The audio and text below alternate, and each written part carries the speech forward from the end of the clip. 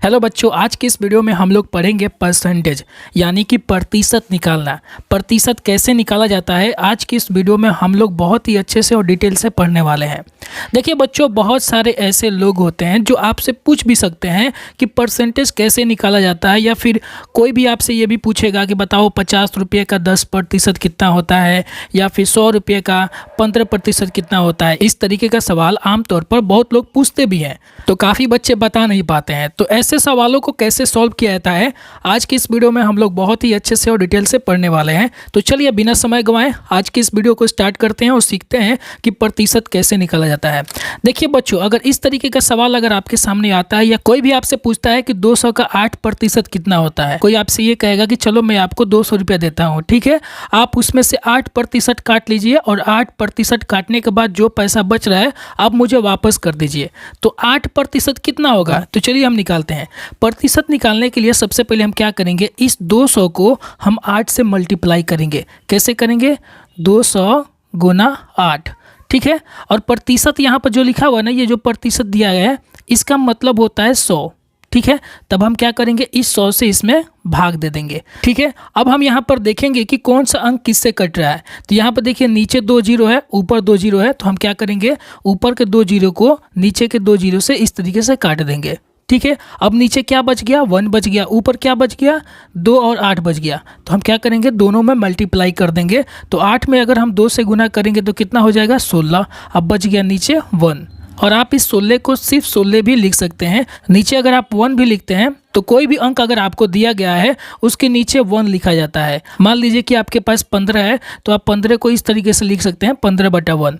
मान लीजिए कि 13 है तो 13 को आप इस तरीके से लिख सकते हैं, 13/1, ठीक है। तो यहाँ पर 16/1 लिखा हुआ है, तो आप कैसे लिख सकते हैं, इसको 16 लिख सकते हैं।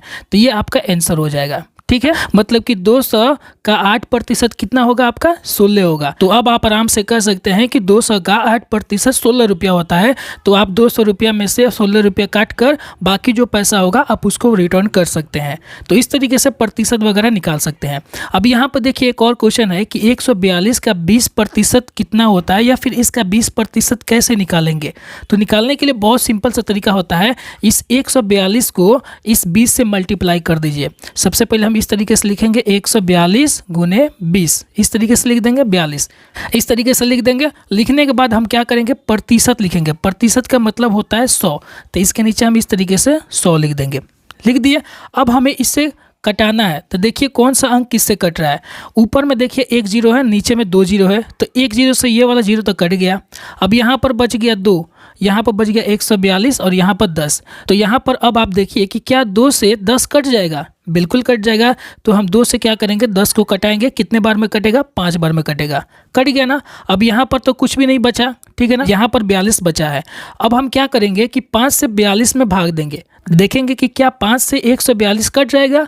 अगर कट जाएगा तो कटा देंगे, नहीं कटेगा तो हम क्या करेंगे, यहाँ पर 142 बटा यहाँ पर 5 लिख देंगे। अगर आपको मान के चलिए कि इसको दशमलव में इसका आंसर निकालना है तो हम इसमें भाग दे देंगे। 142 में 5 से भाग देंगे तो कितना आएगा, 28.4 आपका आंसर आएगा। चलिए मैं आपको दिखा देता हूँ किस तरीके से आएगा आंसर। मान लीजिए कि 142 है, ठीक है ना। अगर आप इसमें 5 से भाग देते हैं, 5 से, तो 5 का पहाड़ा कितना बार पढ़िएगा कि 14 आएगा। तो 5 के पहाड़ा में तो 14 आता नहीं है, और 14 से ज़्यादा हमको लिखना भी नहीं है क्योंकि इससे कम लिखना है। तो 5 के पहाड़ा अगर हम 2 बार पढ़ते हैं तो यहाँ पर 10 आता है, तो 10 लिख देंगे। फिर यहाँ पर 1 से 1 कट जाता है, और ये जो 4 में से 0 जाता है, कितना आता है, यहाँ पर 4 आ जाता है, और ये जो 2 है यहाँ पर आ जाता है, उतर जाता है, ठीक है, उतर गया। अब हम फिर से इसमें भाग लगाएंगे। देखेंगे कि 5 के पहाड़ा कितना बार पढ़ेंगे कि 42 आएगा। तो 5 के पहाड़ा में तो 42 है नहीं, 5 के पहाड़ा में 45 है और 40 है। तो 45 तो इससे ज़्यादा हो जाएगा और 40 इससे कम हो जाएगा। तो हम क्या करेंगे, यहाँ पर 40 लिखेंगे। तो कितने बार में 40 आएगा, 8 बार अगर हम पढ़ेंगे तब जाकर यहाँ पर 40 आएगा, ठीक है। तो ये 4 से तो कट जाएगा, अब बच जाएगा ये 2। तो हम क्या करेंगे, 2 को नीचे उतार देंगे। अब यहाँ पर बच गया है आपका 2। अब ये 2 5 से क्या है, छोटा है। तब हम क्या करेंगे, यहाँ पर एक दशमलव लगाएंगे। जब दशमलव यहाँ पर बैठता है तो यहाँ पर एक 0 बढ़ जाता है, ठीक है। अब हम 5 के पहाड़ा कितने बार पढ़ेंगे कि 20 आएगा। तो 5 के पहाड़ा अगर हम 4 बार पढ़ते हैं तो 20 आ जाता है। तो चलिए अब हम 5 के पहाड़ा 4 बार पढ़ते हैं, तो यहाँ पर 4 बार पढ़ेंगे तो यहाँ पर 20 आ जाएगा। फिर ये सब कट जाएगा। तो इस तरीके से आपका आंसर कितना आ जाता है 28। ठीक है ना। तो यहाँ पर वही चीज़ें मैंने लिखा है 28.4। अब यहाँ पर एक और क्वेश्चन है कि 249 का 7% कितना होता है, या फिर 249 का 7% निकालें। तो ऐसे क्वेश्चन को कैसे सॉल्व करेंगे, सबसे पहले हम इसको लिखेंगे और इसको लिखेंगे, मल्टीप्लाई में लिखेंगे 249 गुना 7 लिख दिए। अब प्रतिशत का मतलब क्या होता है 100 होता है, तो हम बटा में क्या लिखेंगे 100। अब देखेंगे कि क्या 7 से 100 कटेगा, नहीं कटेगा। क्या 100 से 249 कटेगा, कटेगा लेकिन दशमलव में आएगा। 7 से भी 100 कट जाएगा लेकिन दशमलव में आंसर आएगा। तो हम क्या करेंगे, इस तरीके से इन दोनों में मल्टीप्लाई करेंगे। तो दोनों में मल्टीप्लाई करेंगे तो यहाँ पर आएगा 1743। ठीक है, 1743 आ जाएगा। फिर हम बटा में लिख देंगे 100। ठीक है। अब आप लोगों में से काफ़ी बच्चों को ये समझ में नहीं आया होगा कि ये 1743 कैसे आया है। बच्चों यहाँ पर मल्टीप्लाई हुआ है इसलिए यहाँ पर 1743 हुआ है। चलिए मैं आपको गुना भी सिखा देता हूँ। तो 249 को अगर हम 7 से मल्टीप्लाई करेंगे तो कितना आएगा, 7 के पारा 9 बार पढ़ेंगे तो कितना आएगा 63 आएगा, या फिर 9 के पारा अगर 7 बार पढ़ेंगे तो 63 आएगा। इसमें हार्सिल जो होता है वो 6 बच जाता है, बच गया 6। फिर हम 7 के पारा 4 बार पढ़ेंगे तो कितना आएगा 28, और 28 में हम क्या करेंगे, इस 6 को जोड़ देंगे तो कितना हो जाएगा आपका 34। 34 के हम क्या लिखेंगे, यहाँ पर 4 लिखेंगे, और इसमें का हासिल कितना बच जाएगा 3 बच जाएगा। ठीक है।